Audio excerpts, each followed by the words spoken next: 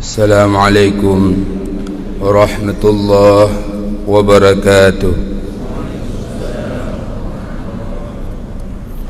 Alhamdulillah. Allahumma salli ala Sayyidina Muhammad al-Fatihi lima ukhliq wal khatimi lima sabaq nasiril haqqi bil haqq wal hadi ila siratikal mustaqim wa ala alihi wa ashabihi haqqa qadrihi wa miqdarihil azim. Pertama-tama puji syukur kita kepada Allah Subhanahu wa taala yang mana oleh Allah masih memberikan kesempatan hidup kepada kita sehingga kita dapat berkumpul di rumah Allah. Salawat dan salam kita curahkan kepada Rasulullah sallallahu alaihi wasallam. Dengan berkat beliau kita merasakan bagaimana indah hidup di dalam Islam. Islam adalah agama yang penuh dengan kasih sayang. Penghormatan kami kepada Abi Imam Syekh yang dimuliakan oleh Allah, para pengurus masjid, panitia masjid, tungku-tungku, abu-abu, saudara-saudara lun yang seiman dan seakidah yang dimuliakan oleh Allah. Alhamdulillah, pada kesempatan pagi yang mulia ini, marilah kita mendengarkan satu hadis daripada Rasulullah sallallahu alaihi wasallam, yang mana Muaz bin Jabal dikala mendengar hadis ini, dikala beliau ingin menceritakan ulang daripada Rasulullah, maka beliau terdiam dan menangis tersedu-sedu yang sangat lama. Yang mana hadis tersebut untuk menintrospeksi diri kita. Selama ini apakah amalan kita yang telah kita kerjakan telah diterimakah oleh Allah ataupun tidak? Setelah diterima, Allah akan membalas amalan kita. Yang jadi pertanyaan daripada kita, mungkin saja jangankan dibalas, untuk diterima oleh Tuhan pun kadang belum amalan kita. Maka kata Rasulullah kepada Muaz bin Jabal, "Wahai Muaz, tahukah engkau sebelum Allah menciptakan langit ini, maka Allah terlebih dahulu menciptakan malaikat, yang mana malaikat itu menjaga setiap pintu langit. Setiap malaikat hafzah naik ke langit, maka ada pemeriksaan untuk sampai buku amalan tersebut. Maka setiap malaikat yang menjaga setiap lapisan langit, maka mereka akan memeriksa, pantaskah amalan ini untuk sampai kepada Allah, ataukah buku amalan itu malaikat mengatakan tampar ke wajahnya, Allah tidak butuh amalan orang tersebut. Di dalam hadis tersebut disebutkan, fatas'adul hafadhatu bi'amalil abdi ilahin asbaha amsalahu nurun kanurin samsi hatta idza tala'at bihi ila sama'id dunya zakathu faqasarahu fayaqulul malaku lil hafadhi. Maka gepeik malaikat yang memelihara amal hamba Allah daripada pagi hingga petang, bagi amal itu bercahaya seperti cahaya matahari. Dinaikkan buku amalan kita yang kita kerjakan dari subuh sampai kepada petang. Dikala dinaikkan buku amalan kita oleh malaikat yang menulis, maka begitu sampai di pintu langit yang pertama, maka malaikat yang menanggung pintu langit yang pertama stop dulu. Mau kemana wahai malaikat hafzah? Aku ingin membawa ini amalan sang hamba Siapa? Tunku Iqbal dari Hagu Tengah, mencahaya amalan beliau. Stop dulu malaikat.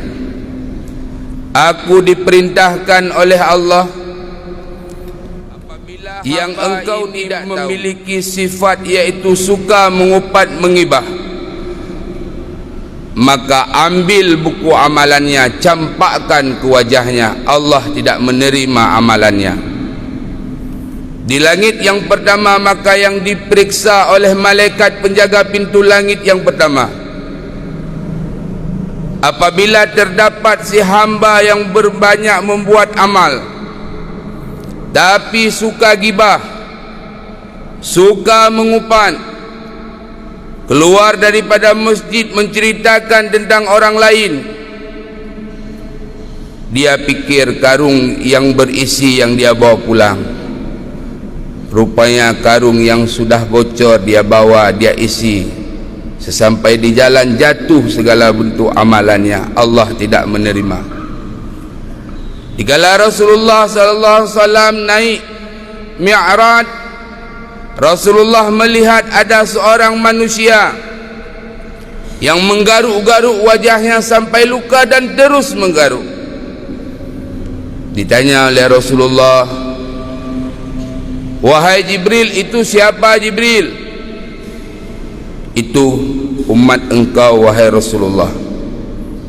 Mereka yang hidupnya suka menceritakan keburukan orang lain, suka gibah, padahal dia orang ahli salat, ahli zikir, ahli selawat, tapi lidahnya sibuk menceritakan orang lain. Itulah dia. Dia menggaruk-garuk kulitnya sendiri, dagingnya sendiri sampai luka dan tidak akan henti-henti. Itulah azab bagi orang-orang yang suka gibah. Maka menyona gibah, wahai saudara alun, jangankan sampai kepada Allah, di langit yang pertama pun amalannya sudah ditolak oleh malaikat penjaga pintu langit yang pertama.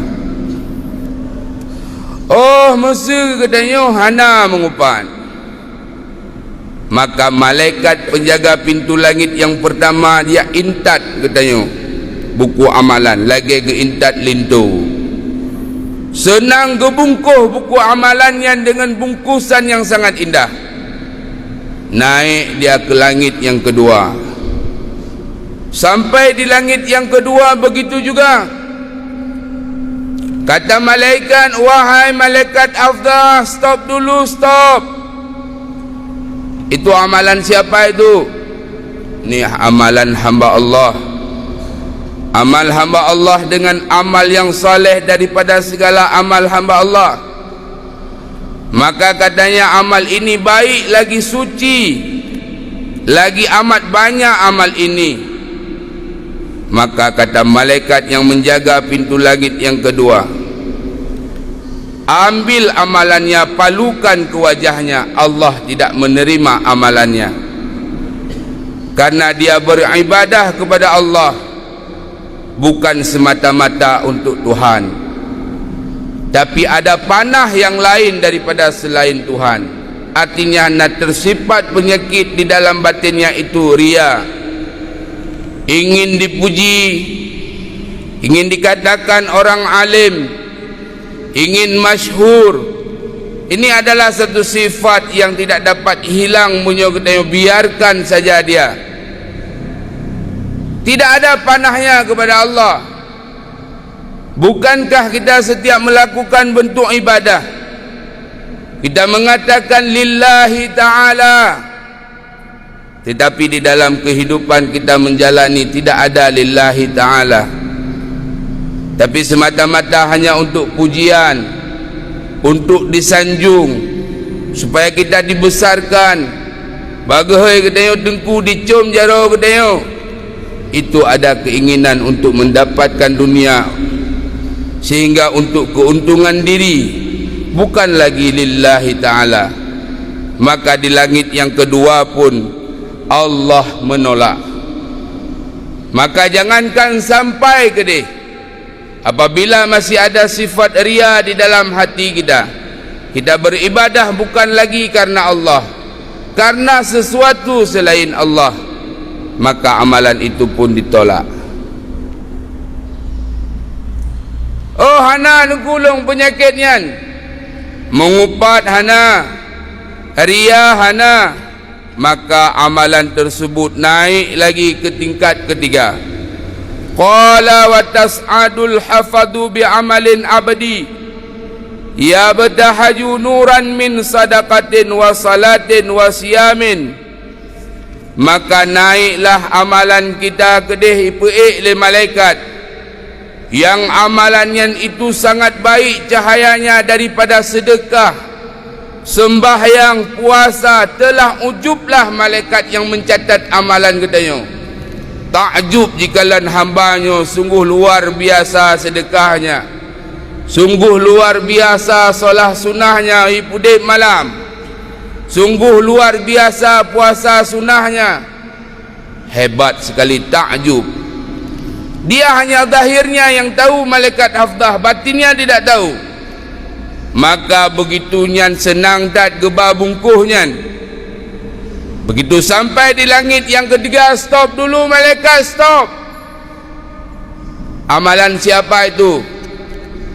Amalan Nuku Iqbal di Hagu Tengah. Iban amalan ji hayudatnya malaikat. Sedekah, puasa, berzikir, dia menghidupkan malam. Tapi Allah tidak mau menerima amalan dia. Ambil buku amalannya, campakkan ke wajahnya. Kenapa malaikat? Karena yang ketiga, dia beribadah kepada Allah, yaitu karena ada sifat takabur atas manusia di dalam hatinya. Berleraya, takabur, sombong dengan ilmu, seakan-akan danyo mendang yang alim urus lain bangai. Takabur dengan harta, seakan-akan danyo mendang yang kaya orang lain tidak. Takabur dengan pangkat, yang padahal pangkat itu tidak selamanya. Maka tidak pantas kita sebagai hamba mengharapkan kepada manusia akan meraih kekecewaan. Allah lah Tuhan katanya yang tidak akan pernah pensiun selama-lama. Bak manusia dah harap 5 tahun 6 tahun lenyan ke pensiun, tapi Allah Tuhan yang tidak akan pernah pensiun selama-lama di dalam hidup inan ke dan melaki Allah. Apapun kegelisahan hidup, apapun kesusahan hidup, coba ceritakan kepada Tuhan. Ya Allah, ulun Tuhan berarti nyo hana peng ya Allah.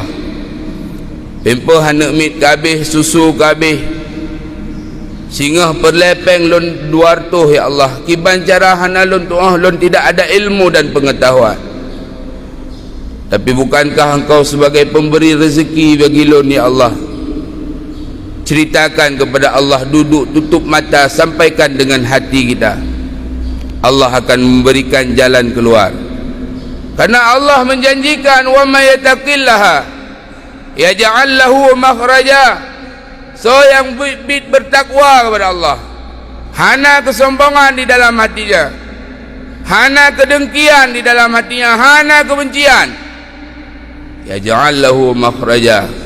Allah akan memberikan solusi, jalan keluar di dalam setiap permasalahan hidupnya.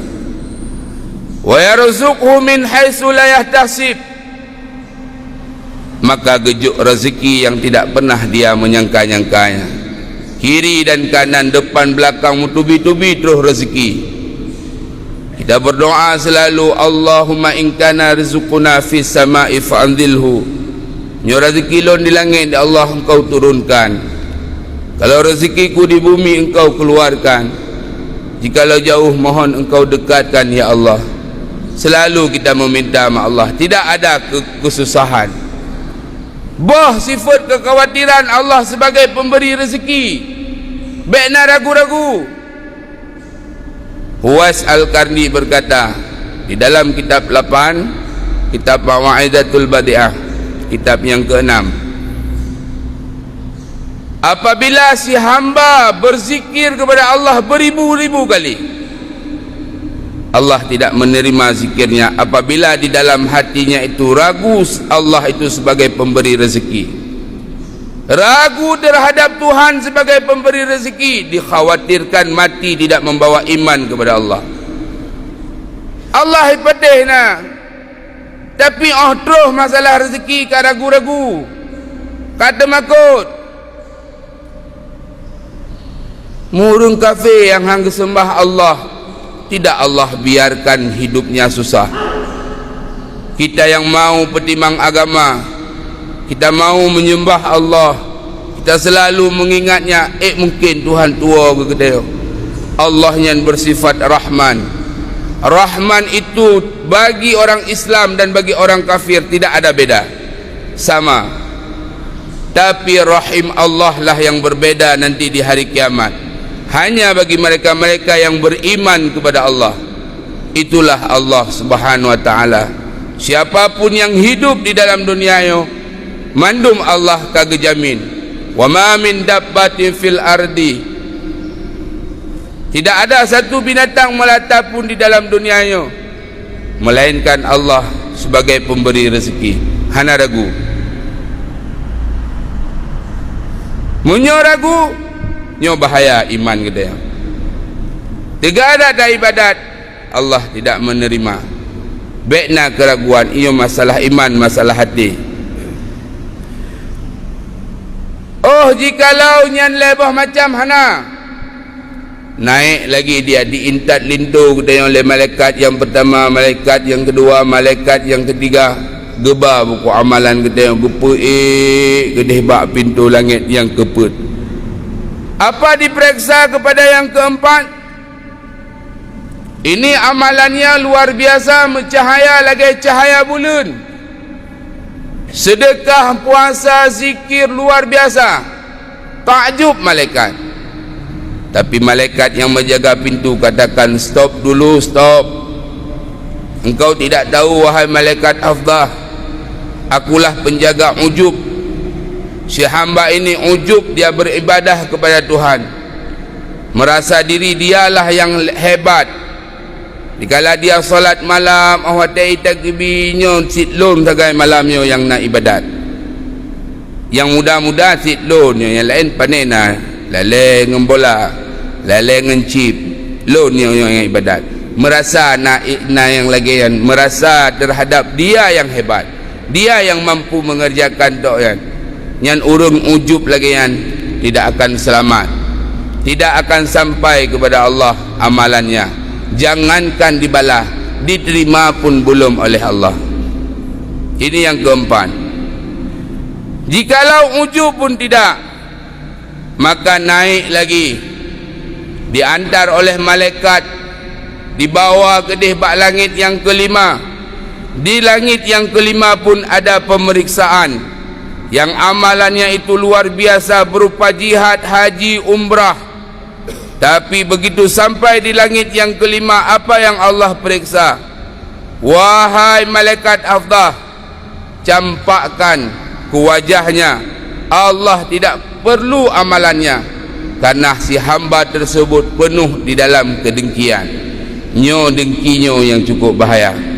Kalau kita buka di dalam kitab-kitab tasawuf, coba lihat di dalam kitab 8, yang kitab yang umum kita yang mengaji. Kitab yang ke-6 yaitu kitab Mau'izatul Badi'ah karangan Syekh Abdul Rauf Asingkili, Syekh Kuala. Di sini disebutkan ulama masuk neraka karena kedengkian. Si dengki tidak bisa menjadi orang yang lebih. Menyorong kaji kuliah sitkah hana mangat dengar tu malamnya. Nyona murid kedaya hiplung bak tengkujih kasusah ada. Hingga ujaran kebencian, ujaran kedengkian yang timbul. Masalahnya hanya satu, takutnya kurang pengikut. Yang kedua, takutnya mewuk-wuk peng sedekah. Ini yang cukup bahaya. Ini penyakit hati yang luar biasa. Bukankah yang menggerakkan orang itu menuntut ilmu kepada kita bukan dia, Allah. Dia senang menuntut kepada kita. Memang Allah yang menggerakkan hatinya untuk menuntut kepada kita. Kenapa harus ada kedengkian? Kenapa harus cemburu kepada orang lain?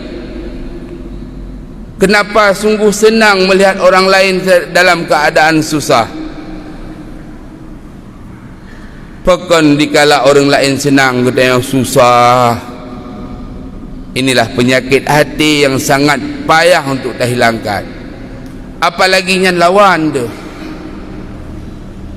dilawan kaya belah motor, tijuk katanya kira utama rumah sakit. Jih belah motor, jih belah kulkah katanya yang sakit. Jika kontrak long pegawai pujit di belah motor pat-pat, pandai dah dupat kadang nak harta warisan ya ke urusan katanya ke belah motor terserah ada. Yang urusan dah jaga ke dah. Anak payah semikir dia kontrak lah, ji mantang honor lah. Apa tahu dia di kampung halaman yang cukup luas ke kubah belang lemak ji. Kan tidak ada yang tahu. Apa mesti dia ceritakan long tanah belang cukup jai. Toko ke kubah walaupun nekalan lagi yo. Toko na sabo. Belang na. Pokok ji na lah baca-baca sepau. Ya kan? Nyo dengki yo.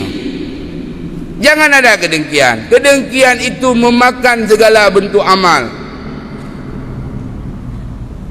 Munyo kedayo dengki dengku. Yang sakit kan hati dia. Man dengku hantayang hati drone sakit. Sakit hati hantenget malam. Oh wate sakit hantenget malam. So tubuh so nya. Kan tubuh katanya hantayang ni. Di orang yang dah dengki juga mengat denget ngainang. Begitu dah enak tidur dengan isteri dia, dengan anak-anaknya. Gutanya balik kiri kon, balik kanan kon, tapi kipat peng hijau. Sit peng panas, sangan kan peng dingin. Nak payah fikir kan? Urusan kau. Ayo fikir sendiri. Nyan menyona dengki di dalam hati. Nyan amalan nyan bak pintu langit kelima getulak oleh Allah. Yang kira-kira at limong ibu-ibu, at limong tunggu-tunggu mudua, at taboh na ada yang apa? Nah, jangan biarkan dia bersemayam di dalam hati kita. Usahakan, ikutkan setiap pengajian untuk membersihkan jiwa. Selalu terus berzikir, ingat Allah. Setiap tarikan nafas kita ingat Allah, keluar nafas Allah. 24,000 kali kita menghirup nafas Allah. Berapa kali kita mengingat Allah di setiap tarikan dan hembusan nafas. Ini Allah tidak gratis. Allah tanya nanti hari kiamat. Yang nafas ku beri 24,000 kali setiap engkau hidup dalam satu hari. Berapa kali yang tersebut namaku di dalam setiap tarikan dan hembusan nafas engkau? Hana ya Allah.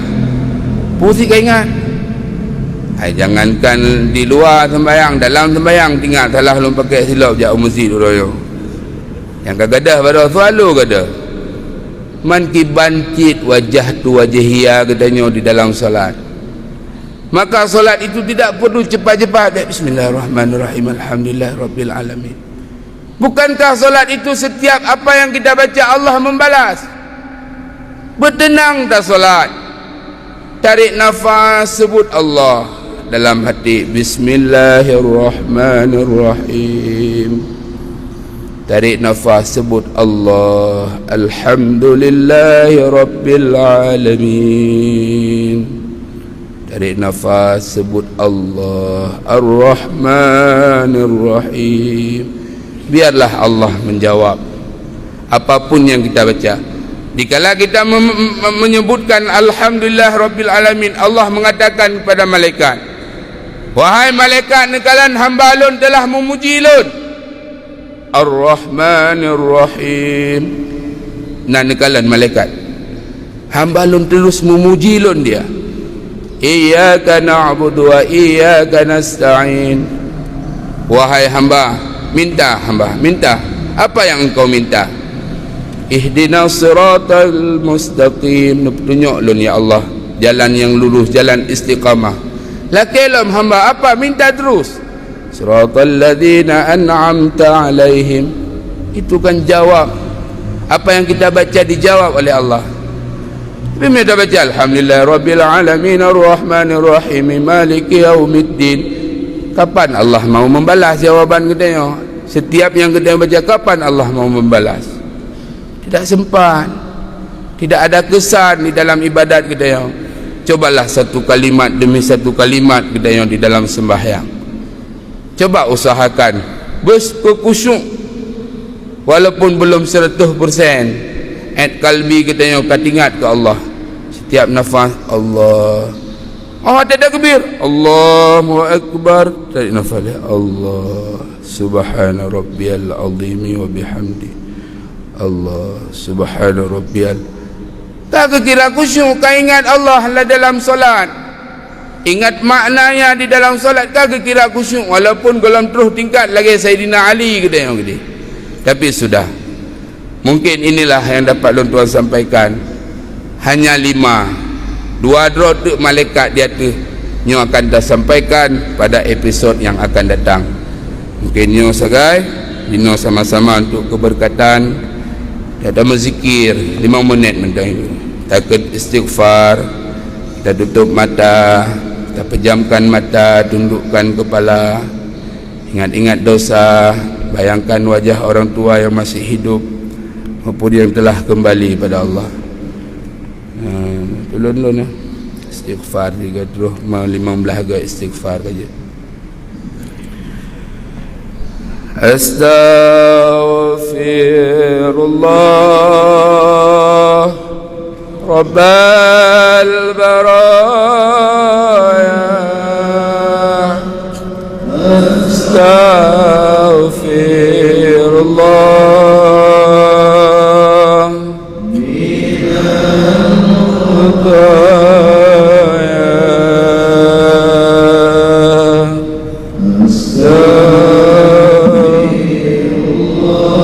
Ya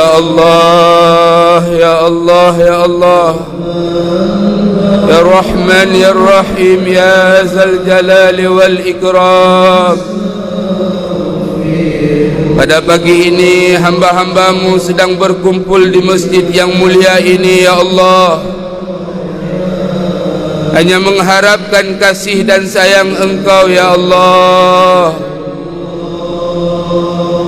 Ya Allah, ampunilah dosa-dosa hamba-Mu, Ya Allah, yang penuh dengan kelalaian, yang penuh dengan dosa zahir dan batin, Ya Allah. Mata kami penuh melihat kepada yang haram. Tidak pantas mata ini untuk melihat wajah Rasulullah sallallahu alaihi wasallam. Begitu juga tangan dan kaki kami, Ya Allah, yang melangkah kepada tempat yang haram. Tapi Engkau masih menyehatkan tangan dan kaki kami, Ya Allah. Belum Engkau lumpuhkan tangan dan kaki kami. Begitu sayang Engkau kepada kami, Ya Rabb. Setiap hari Engkau menurunkan rezeki kepada kami. Tapi setiap hari dengan rezeki itu kami bermaksiat kepada Engkau, Ya Rabb. Ya Allah, ampunilah dosa orang tua kami, ibu kami yang telah mengandung kami, Ya Allah, 9 bulan. Jiplah perut mak kamu, Ya Allah. Sijuk membulun-bulun tubuh kopnyan. Dia memberikan susu kepada kami selama 2 tahun. Dia bersihkan kotoran kami, Ya Allah. Kami belum dapat membalas jasa kedua orang tua kami. Mudahkanlah rezeki kami ya Allah. Kami ingin sekali membawa ayah dan bunda ke tanah suci ya Allah. Kami ingin memperlihatkan Kaabah Baitullah. Kami ingin berziarah kepada makam Rasulullah. Ya Allah, ampunilah dosa ayah kami ya Allah. Ayah kami yang mencari rezeki siang dan malam ya Allah, tinggal ibadat bak minta rezeki ke kamu ya Allah. Menanti urusi kamu yang kanua ya Allah. Kalau hari ini ya Allah, pagi ini kuburnya sedang engkau siksa ya Allah, dengan istighfar yang kami baca, luaskan kuburnya ya Allah. Sayangi mak ayah kamu dalam kubur ya Allah.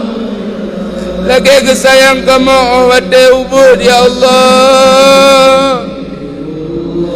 Ya Allah,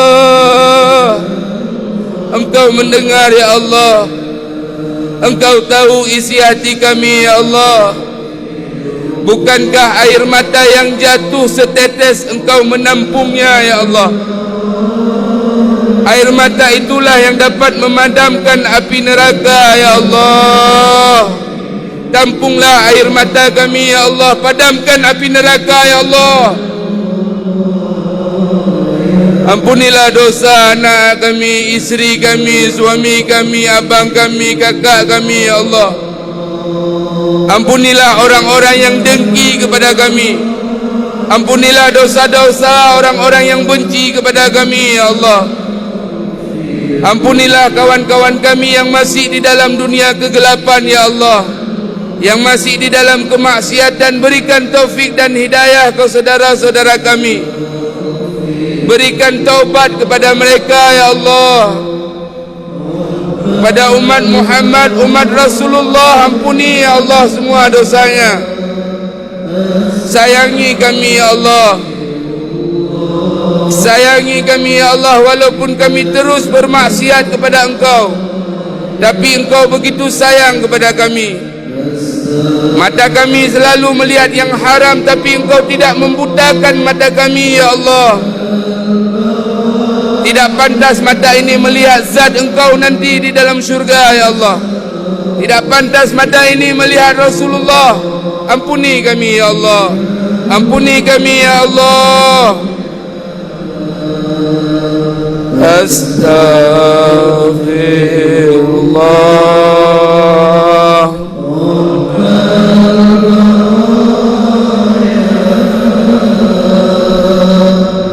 Astaghfirullah.